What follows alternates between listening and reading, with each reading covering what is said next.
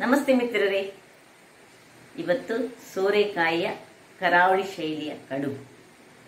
ಹಿಂದೆ ಮನೆಯಲ್ಲಿ ಸೋರೆಕಾಯಿಯ ಬಳ್ಳಿ ಇರ್ತಿದ್ದು, ಎಳೆಯ ಸೋರೆಕಾಯಿಯನ್ನು ಆಗಾಗಲೇ ತೆಗೆದು ತಂದು ಕೂಡಲೇ ಕಡುಬು ಮಾಡ್ತಿದ್ರು. ಇವತ್ತು ನನಗೆ ಮಾರ್ಕೆಟಲ್ಲಿ ಒಂದು ಎಳೆಯ ಸೋರೆಕಾಯಿ ಸಿಕ್ಕಾಗ ಆ ಕಡುಬಿನ ನೆನಪಾಯಿತು. ಹಾಗಾಗಿ ಇವತ್ತು ಒಂದು ರುಚಿಕರವಾದ ಸೋರೆಕಾಯಿಯ ಕಡುಬು, ಅದರೊಟ್ಟಿಗೆ ಅದರ ಸಿಪ್ಪೆಯಿಂದಲೇ ಒಂದು ಚಟ್ನಿಯನ್ನು ತಯಾರಿಸ್ತೇನೆ. ಹಾಗಾದರೆ ಯಾರೆಲ್ಲ ನನ್ನ ಚಾನಲನ್ನು ನೋಡ್ತಿದ್ದೀರಿ, ಯಾರೆಲ್ಲ ಇನ್ನೂ ಸಬ್ಸ್ಕ್ರೈಬ್ ಮಾಡಿಲ್ಲ, ದಯವಿಟ್ಟು ಸಬ್ಸ್ಕ್ರೈಬ್ ಮಾಡಿ ಸಪೋರ್ಟ್ ಮಾಡಿ ಅಂತ ಹೇಳುತ್ತಾ ಬನ್ನಿ ಈ ಸೋರೆಕಾಯಿಯ ರುಚಿಕರವಾದ ಕಡುಬು ಹಾಗೂ ಅದರ ಚಟ್ನಿ, ಅದರ ಸಿಪ್ಪೆಯ ಚಟ್ನಿ ಹೇಗೆ ಮಾಡುವುದು ಎಂದು ನೋಡೋಣ. ಮಿತ್ರರೇ, ಇವತ್ತು ಒಂದು ಈ ಎಳೆಯದಾದ ಸೋರೆಕಾಯಿ ಇದನ್ನು ಬಳಸಿ ನಾವೊಂದು ರುಚಿಕರವಾದ ಕರಾವಳಿ ಶೈಲಿ ಕಡುಬನ್ನು ಮಾಡೋಣ. ಇದಕ್ಕೆ ಬೇಕಾಗುವ ಸಾಮಗ್ರಿಗಳು, ನಿಮ್ಮ ಹತ್ರ ಅಕ್ಕಿ ತರಿ, ರೆಡಿಮೇಡ್ ಅಕ್ಕಿ ತರಿ ಇದ್ರೆ ಅಕ್ಕಿ ತರಿಯೇ ಇರ್ಬೋದು.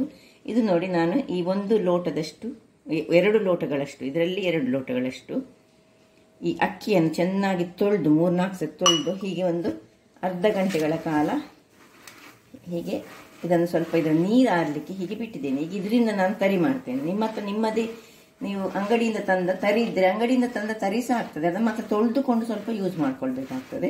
ಈಗ ಈ ತರಿಯನ್ನು ನಾನು ಒಂದು ಮಿಕ್ಸಿಗೆ ಹಾಕೊಂಡು ಪೌಡರ್ ಮಾಡ್ಕೊಳ್ತೇನೆ. ಇಲ್ಲಿ ಸ್ವಲ್ಪ 1 ಬೌಲ್ನಷ್ಟು ನನಗೆ ತೆಂಗಿನ ತುರಿ ಬೇಕು. ನೋಡಿ, ತೆಂಗಿನ ತುರಿ ಇಟ್ಕೊಂಡಿದ್ದೇನೆ. ಸ್ವಲ್ಪ 2 ಚಮಚದಷ್ಟು ಬೆಲ್ಲದ ಪುಡಿ ಬೇಕು. 1 ದೊಡ್ಡ ಕಾಯಿ ಮೆಣಸು, ನೀವು 2 ಸಹ ಹಾಕೊಳ್ಬೋದು. ಕೊತ್ತಂಬರಿ ಸೊಪ್ಪು ಮತ್ತು ಶುಂಠಿ ಒಂದು. ಈಗ ಇದನ್ನು ನಾನು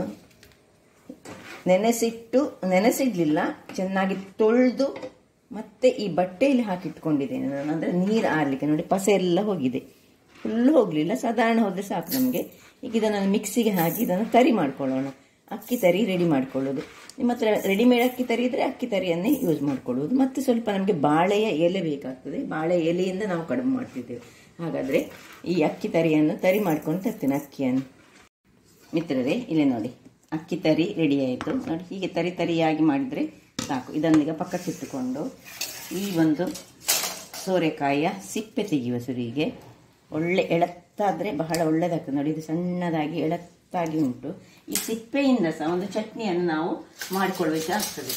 ಈಗ ಮೊದಲಿಗೆ ಇದರ ಸಿಪ್ಪೆಯನ್ನು ನಾನು ತೆಗೆದು ಇದನ್ನು ತೋರಿಸ್ತೇನೆ. ಆಮೇಲೆ ಹೇಗೆ ಉದ್ದುದ್ದದಾಗಿ ನಾವು ಅದನ್ನು ಸ್ಕ್ರೇಪ್ ಮಾಡಿಕೊಳ್ಬೇಕಂತ ಹೇಳ್ತೇನೆ. ಸಣ್ಣ ಸ್ಕ್ರೇಪ್ ಮಾಡ್ಕೊಳ್ಳೋದು ಬೇಡ, ಸ್ವಲ್ಪ ಉದ್ದ ಬೇಕು ನಮಗೆ.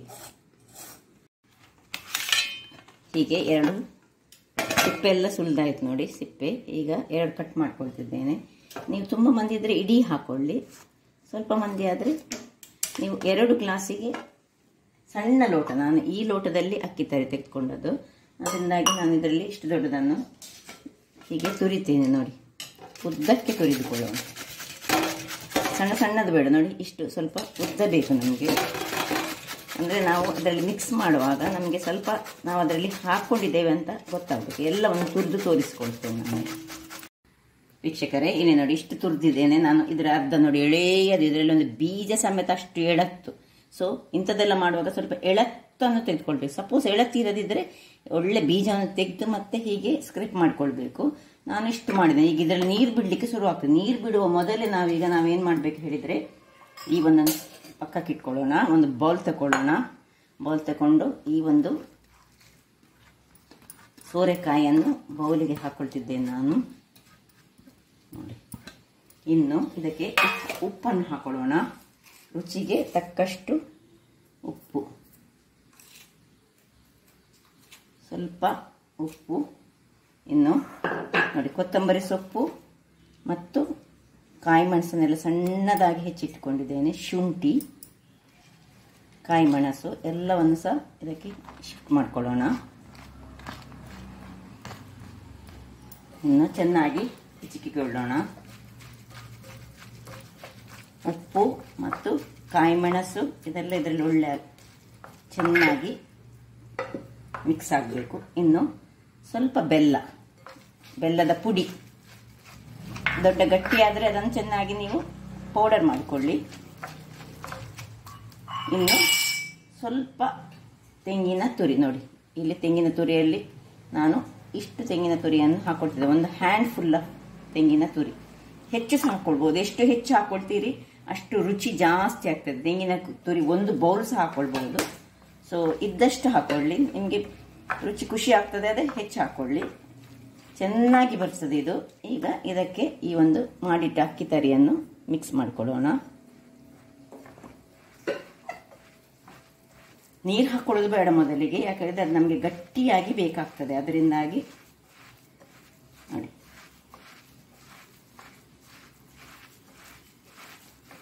ಹೀಗೆ ಚೆನ್ನಾಗಿ ಹೆಚ್ಚಿಕೊಂಡು ನಾನು ಅದರ ಹದವನ್ನು ನಿಮಗೆ ತೋರಿಸ್ಕೊಡ್ತೇನೆ. ಇಲ್ಲಿ ನೋಡಿ, ನಾನು ಸ್ವಲ್ಪ ಸಹ ನೀರನ್ನು ಹಾಕೊಳ್ಳಿಲ್ಲ. ಈಗ ಏನು ಮಾಡಬೇಕು ಹೇಳಿದರೆ, ಹೀಗೆ ಚೆನ್ನಾಗಿ ಇದನ್ನು ಹಿಚ್ಚಿಕೊಂಡು ಇದನ್ನು ಒಂದು ಮುಚ್ಚಳ ಮುಚ್ಚಿ ಒಂದು 10 ನಿಮಿಷ ಹೀಗೆ ಬಿಡೋಣ. ಅದು ಒಳ್ಳೆ ನೆನಿಬೇಕು. ಮತ್ತೆ ಸ್ವಲ್ಪ ನಾನು ಈ ಪೌಡರನ್ನು ಇಟ್ಟುಕೊಂಡಿದ್ದೇನೆ, ಯಾಕೆ ಹೇಳಿದರೆ ನೆಂದಾಗ ಇದು ಸ್ವಲ್ಪ ನೀರಾದರೆ ಸ್ವಲ್ಪ ಈ ಪೌಡರನ್ನು ಯೂಸ್ ಮಾಡಿಕೊಳ್ಳಿಕ್ಕೆ. ಸೊ ಇದನ್ನು ಸ್ವಲ್ಪ ಹೀಗೆ ಮುಚ್ಚಿಟ್ಟು 10 ನಿಮಿಷಗಳ ಕಾಲ ಬಿಡೋಣ. ಇದಿಲ್ಲಿ ನೆನಿತಾ ಇರುವಾಗ ನಾವಿಲ್ಲಿ ಈ ಸೋರೆಕಾಯಿಯ ಸಿಪ್ಪೆಯಿಂದ ಒಂದು ಚಟ್ನಿಯನ್ನು ಮಾಡೋಣ. ನೋಡಿ, ಇಲ್ಲಿ ಒಂದು ಬಣಾಲೆಯನ್ನು ಇಟ್ಕೊಂಡಿದ್ದೇನೆ ನಾನು. ಅದಕ್ಕೆ ಸ್ವಲ್ಪ ಎಣ್ಣೆಯನ್ನು ಹಾಕೊಳ್ತಿದ್ದೇನೆ. ಎಣ್ಣೆಯನ್ನು ಹಾಕಿ ಅದರಲ್ಲಿ ನಿಮಗೆ ಖಾರ ಹೆಚ್ಚು ಬೇಕಿದ್ರೆ ಹೆಚ್ಚು 2 ಮೆಣಸು ಹಾಕೊಳ್ಳಿ. ಕಡಿಮೆ ಖಾರದವರು 1 ಮೆಣಸು ಹಾಕೊಂಡ್ರೆ ಸಾಕು, ಇಬ್ಬರಿಗೆ ಮಾಡಲಿಕ್ಕೆ ಇದು ನಾನು ಹೇಳೋದು. ಇನ್ನು 1 ಚಮಚದಷ್ಟು ಉದ್ದಿನಬೇಳೆ, 1 ಚಮಚದಷ್ಟು ಕಡಲೆಬೇಳೆ, ಇಷ್ಟನ್ನು ಫ್ರೈ ಮಾಡ್ಕೊಳ್ಳೋಣ. ಈಗ ಒಂದು ಕರಿಬೇವಿನ ಸೊಪ್ಪನ್ನು ಹಾಕೊಳ್ತಿದ್ದೇನೆ ಸ್ವಲ್ಪ. ಇನ್ನು ಇದು ಸ್ವಲ್ಪ ಫ್ರೈ ಆಗುವಾಗ ನಾವು ಈ ಚೆನ್ನಾಗಿ ಸೋರೆಕಾಯಿಯನ್ನು ತೊಳೆದುಕೊಳ್ಬೇಕು. ಆಮೇಲೆ ಸೋರೆಕಾಯಿ ಸಿಪ್ಪೆಯನ್ನು ಪೀಲ್ ಮಾಡಿಕೊಳ್ಬೇಕು. ಇದರಲ್ಲಿ ಸ್ವಲ್ಪ ಬಾಡಿಸ್ಕೊಳ್ಳೋಣ. ಈ ಬಾಡಿಸ್ಕೊಳ್ಳುವಾಗಲೇ ಇದಕ್ಕೆ ಸ್ವಲ್ಪ ಇಲ್ಲಿ ಈ ಹಿಂಗನ್ನು ಹಾಕೊಳ್ಳೋಣ. ಸ್ವಲ್ಪ ಹಿಂಗು, ಯಾಕಂದರೆ ಉದ್ದಿನ ಬೇಳೆ ಎಲ್ಲ ಒಟ್ಟಿಗೆ ಇದೆಯಲ್ಲ, ಅದರಿಂದಾಗಿ ಹೀಗೆ ಸ್ವಲ್ಪ ಸಣ್ಣ ಉರಿಯಲ್ಲಿ ಇದನ್ನು 1-2 ನಿಮಿಷಗಳ ಕಾಲ ಮುಚ್ಚಳ ಮುಚ್ಚಿಕೊಂಡು ಬೇಯಿಸ್ಕೊಳ್ಳೋಣ.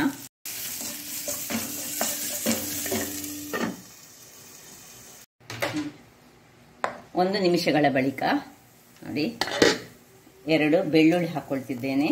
ನೋಡಿ, ಸ್ವಲ್ಪ ಇದರ ಹಸಿ ವಾಸನೆ ಹೋಯಿತು. ನೋಡಿ, ಮುಚ್ಚಳ ಮುಚ್ಚಿದ ಮೇಲೆ ನೋಡಿ, ಕರಟ್ಲಿಕ್ಕೆ ಬಿಡಬಾರ್ದು. ಇನ್ನು ಸ್ವಲ್ಪ 1-2 ಚಮಚದಷ್ಟು ತೆಂಗಿನ ತುರಿ ಸಾಕು. ಇಬ್ಬರಿಗೆ ಮಾಡಲಿಕ್ಕೆ 2 ಚಮಚದಷ್ಟು ತೆಂಗಿನ ತುರಿ ಸಾಕು. ಇದನ್ನೀಗ ಆಫ್ ಮಾಡ್ಕೊಳ್ತಿದ್ದೇನೆ. ಆಫ್ ಮಾಡಿಕೊಂಡು ಅದಕ್ಕೆ ಒಂದು ಸಣ್ಣ ತುಂಡು ಹುಳಿ, ನೋಡಿ ಇಷ್ಟೇ ಸಣ್ಣ ಹುಳಿ ಹಾಕೊಳ್ಳೋಣ. ತಣ್ಣಗಾಗಲಿಕ್ಕೆ ಬಿಡೋಣ. ಇದು ತಣ್ಣಗಾಗ್ತಾ ಇರುವಾಗ ಇಲ್ಲಿ ನೋಡಿ, ಸ್ಟೀಮರನ್ನು ನಾನು ಇಟ್ಟುಕೊಂಡಿದ್ದೇನೆ. ಇದರಲ್ಲಿ ನೀರು ಇಟ್ಟುಕೊಂಡಿದ್ದೇನೆ. ಇನ್ನು ನಾವು ಈ ಒಂದು ಪ್ರಿಪೇರ್ ಮಾಡಿದಂತಹ ಬ್ಯಾಟರ್ ನೋಡಿ, ಒಳ್ಳೆ ಪುನಃ ಗಟ್ಟಿಯಾಗಿದೆ. ಸ್ವಲ್ಪ ನಾನು ಇದು ನೀರು ಬಿಡ್ತದ ಅಂತ ಎಣಿಸ್ಕೊಂಡಿದ್ದೆ, ಅಷ್ಟು ನೀರು ಬಿಡಲಿಲ್ಲ. ಒಂದು ಚೂರು ನೀರನ್ನು ಇನ್ನು ಸ್ವಲ್ಪ ಹಾಕೊಳ್ಳೋಣ. ಹಾಕ್ಕೊಂಡು ನಾವೀಗ ಈ ಒಂದೊಂದು ಎಲೆ, ಹೀಗೆ ಎಲೆಗಳಿದ್ದೇವಲ್ಲ, ಇದನ್ನು ಸ್ವಲ್ಪ ಬಾಡಿಸಿಕೊಂಡಿದ್ದೇನೆ ನಾನು. ಎಲೆಯನ್ನು ಇದರಲ್ಲಿ ಹೀಗೆ ಒಂದೊಂದಾಗಿ ಸ್ವಲ್ಪ ಹೀಗೆ ಸ್ಪ್ರೆಡ್ ಮಾಡಿಕೊಂಡು, ಎಲೆ ಇಲ್ಲದಿದೆ ನೀವು ತಟ್ಟೆಗಳಲ್ಲಿ ಸಹ ಮಾಡ್ಕೊಳ್ಬೋದು ಇದನ್ನು. ನೋಡಿ, ಹೀಗೆ ಸ್ವಲ್ಪ ಸ್ವೀಟ್ ಆ್ಯಂಡ್ ಖಾರ 2 ಸಹ, ಮೆಣಸು ಸಹ ಉಂಟು, ಇದು ಸಹ ಉಂಟು. ಹೀಗೆ ಮಾಡಿ ಇದನ್ನು ಹೀಗೆ ಒತ್ತಿಟ್ಟುಕೊಂಡು ಇದರ ಒಳಗೆ ಒಂದೊಂದಾಗಿ ಇಟ್ಕೊಳ್ಳೋಣ. ನೋಡಿ, ಹೀಗೆ ಎಲ್ಲವನ್ನು ನಾನು ಹೀಗೆ ಮಾಡ್ಕೊಳ್ತೇನೆ. ಒಂದೊಂದು ನೋಡಿ, ಎಲೆಗಳನ್ನು ನಾನು ರೆಡಿ ಮಾಡ್ಕೊಂಡಿದ್ದೇನೆ. ದೊಡ್ಡ ಎಲೆ ಸಹ ಮಾಡ್ಬೋದು, ಸಣ್ಣ ಎಲೆ ಸಹ ಮಾಡ್ಬೋದು. ನಾವು ನೋಡಿ ಎಲ್ಲ ಎಲೆಗಳನ್ನು ನಾನು ಬಾಡಿಸ್ಬೋದು. ಒಂದು ಹೀಗೆ ಮಾಡ್ಕೊಳ್ಬೋದು ಅಥವಾ ಹೀಗೆ ಸಹ ಮಾಡ್ಕೊಳ್ಬೋದು. ನೋಡಿ, ಎಲೆಯಲ್ಲಿ ಒಂದು ಬಹಳ ಪರಿಮಳಯುಕ್ತವಾದ ಒಂದು ಕಡುಬು ರೆಡಿ ಆಗ್ತದೆ. ಅದು ಸಹ ಸೋರೆಕಾಯಿಯ ಕಡುಬು, ಬಹಳ ರುಚಿಕರವಾಗಿ ಬರುವಂತಹದ್ದು. ಬೇಕಿದ್ರೆ ಎಲೆಗೆ ಸ್ವಲ್ಪ ನೀವು ಎಣ್ಣೆಯನ್ನು ಸಹ ಸವರಿಕೊಳ್ಬೋದು, ಬೇಕಿದ್ರೆ, ಅಗತ್ಯ ಇಲ್ಲ. ಹೀಗೆ ಮುಚ್ಚಿಕೊಂಡು ಒಂದೊಂದಾಗಿ ನಾವು ಹೀಗೆ ಇಟ್ಕೊಳ್ಳೋಣ.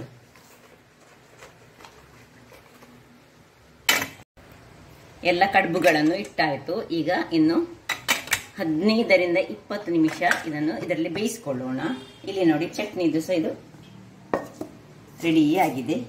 ಈಗ ಇದನ್ನು ಒಂದು ಮಿಕ್ಸಿ ಜಾರಿಗೆ ಹಾಕೊಳ್ಳೋಣ.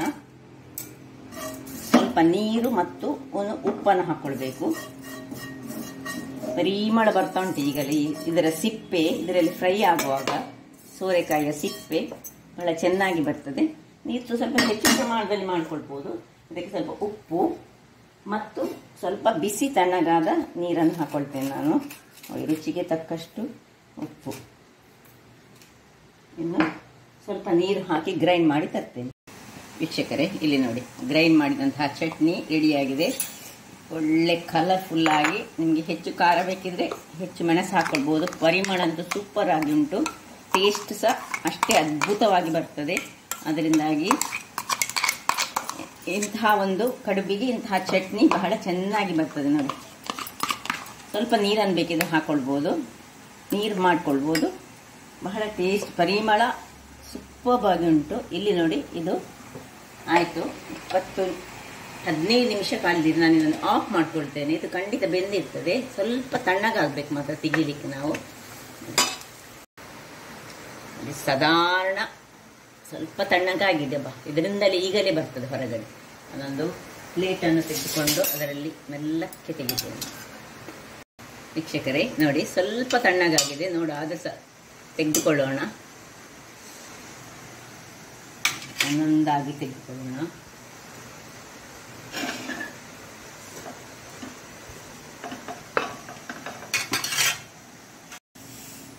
ನೋಡಿ ವೀಕ್ಷಕರೇ, 3 ತೆಗೆದಿಟ್ಕೊಂಡೆ. ಸ್ವಲ್ಪ ಬಿಸಿ ಬಿಸಿಯಾಗಿ ಉಂಟು ನೋಡಿ, ಹೇಗೆ ಬಂದಿದೆ ನೋಡಿ. ಬಹಳ ರುಚಿಕರವಾಗಿ ಬರ್ತದೆ ಹಾಗೂ ಆರೋಗ್ಯಕ್ಕೆ ಸಹ ಬಹಳ ಉತ್ತಮವಾದುದು. ನೋಡಿ ಹೇಗೆ ಉಂಟು ನೋಡಿ. ಇದರ ಮೇಲೆ ಚಟ್ನಿ ಸಹ ಹಾಕೊಂಡು ತಿನ್ಬೋದು. ನಮ್ಮ ಚಟ್ನಿ ರೆಡಿಯಾಗಿ ಉಂಟು. ಅಥವಾ ನೀವು ಚಟ್ನಿ ಮಾಡದಿದ್ದರೆ ಈ ತುಪ್ಪವನ್ನು ಹಾಕೊಂಡು ಸಹ ಇದರ ಮೇಲೆ ತಿನ್ಬೋದು. ಬಹಳ ರುಚಿಕರವಾಗಿ ಬರ್ತದೆ. ಚಟ್ನಿ ನಾನು ಯಾಕೆ ಹೇಳಿದರೆ, ಸಿಪ್ಪೆಯನ್ನು ವೇಸ್ಟ್ ಮಾಡದೆ ಸಿಪ್ಪೆಯಿಂದ ಸಹ ಒಂದು ಪರಿಮಳಯುಕ್ತವಾದ ಹಾಗೂ ರುಚಿಕರವಾದ ಚಟ್ನಿ ಮಾಡ್ಬೋದು ಹೇಳಿ ತೋರಿಸ್ಕೊಟ್ಟಿದ್ದೇನೆ. ಹಾಗಾದರೆ ನೋಡಿದ್ರಲ್ಲ ವೀಕ್ಷಕರೇ, ನನ್ನ ಈ ಕುಕಿಂಗ್ ಚಾನಲ್ ನಿಮಗೆ ಇಷ್ಟ ಆದರೆ ಬೋಳೂರು ಸುವರ್ಣ ಚಾನಲನ್ನು ಲೈಕ್ ಮಾಡಿ, ಶೇರ್ ಮಾಡಿ ಹಾಗೂ ಸಬ್ಸ್ಕ್ರೈಬ್ ಮಾಡಿ ಹಾಗೂ ನನ್ನ ಇನ್ಸ್ಟಾಗ್ರಾಮ್ ಪೇಜನ್ನು ಫಾಲೋ ಮಾಡಿ. ಧನ್ಯವಾದಗಳು.